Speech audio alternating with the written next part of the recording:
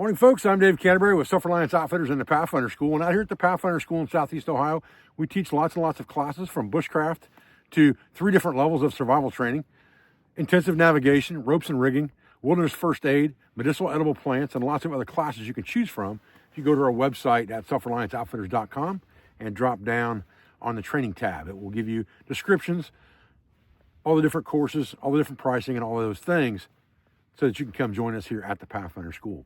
What I wanted to do today was I received this Finnish Loue shelter from Joppe Rante, and I hope I didn't butcher his name too bad, over in Finland. This is a very traditional Finnish forest shelter that would be used by sportsmen. And he sent me quite a bit of information. He sent me a book that he's obviously the co-author of because his name's at the bottom, about the Finnish Loue.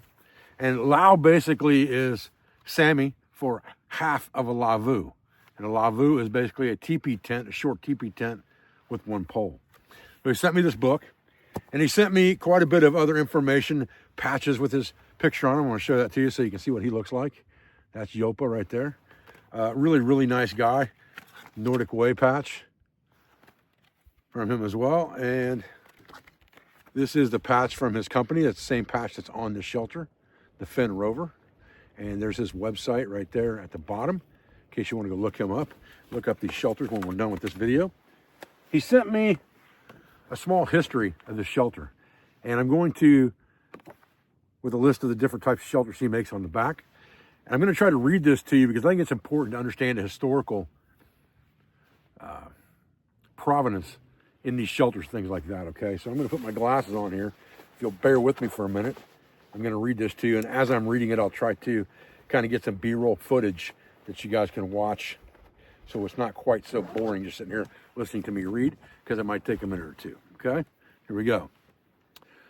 The Loue is a light fabric stitched into the correct shape. Some of this is kind of in broken English, all right? Loue has been used in Finnish wilderness for nearly 100 years. It is useful all year, giving shelter against the wind and rain. Loue can be set up in different angles depending on the weather and season. During the hard winter, the angle must be higher so as to be a reflector for the campsite's heat. In bad weather, the Loue needs to be set at a lower angle for protection from wind and snow and rain. Loue was founded by, and here I go butchering names again, A.E.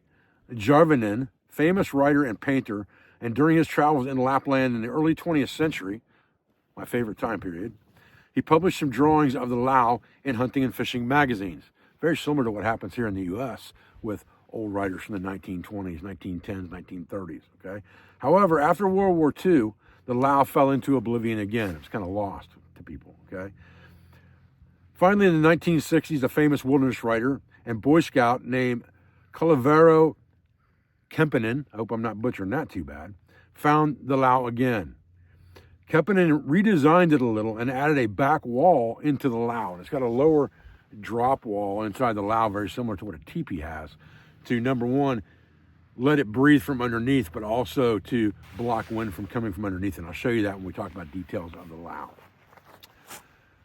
It became very popular again during the next 15 years. The last renaissance of the Loue was in the 1990s when survival instructor Nalle Coriander used it in his courses and published a layout of the Loue in his book named Loue. Comes from the Sami culture, meaning half of a lavvu or teepee tent. The Loue can be set up with one middle pole, or it can be set hanging from a single tree, very much like a plow point of today. It is usually for 2 persons with their sides facing the campfire. Finn Rover Loue shelters are as traditional as they can be these days. There are with leather reinforcements and tape seams, fabric, and it's good against weather, but Loues are not fireproof and completely waterproof. The Finn Rover Wilderness Collection includes 5 different models. All items are a great piece of history and the heritage of the Nordic Way. So that kind of covers the history of this Loue shelter in Finland. It's a very, very nice shelter because it's got kind of a parabolic shape to it. So it does really good around a campfire. Now, I don't have this one centered on the campfire like it should be most likely if you're going to use the fire for radiant heat. I'm going to use my fire for cooking and just sleep in a bedroll in here and not worry about the fire. So I don't do too much of that sleeping in front of fires if I don't have to. I'd rather get used to sleeping with what I've got, okay? This one is specially made for me. It's 2-tone brown and white.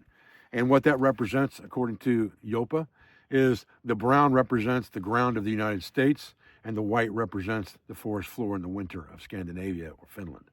So it's kind of a gesture of the two countries meshing together in common belief and common outdoor activities, okay?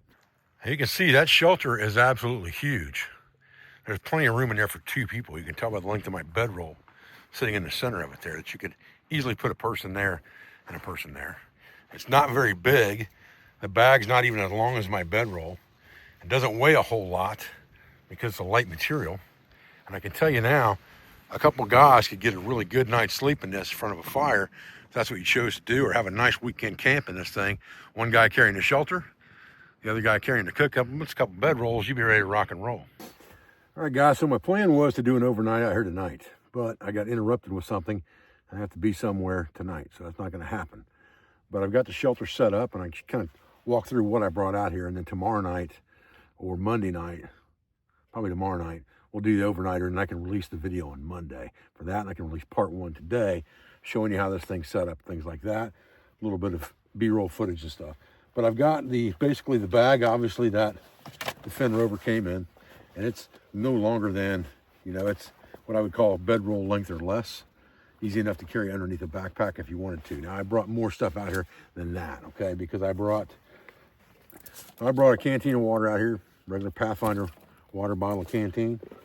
I brought my skillet out here, my 8-inch carbon steel skillet. And I brought my 2-quart bush pot kit.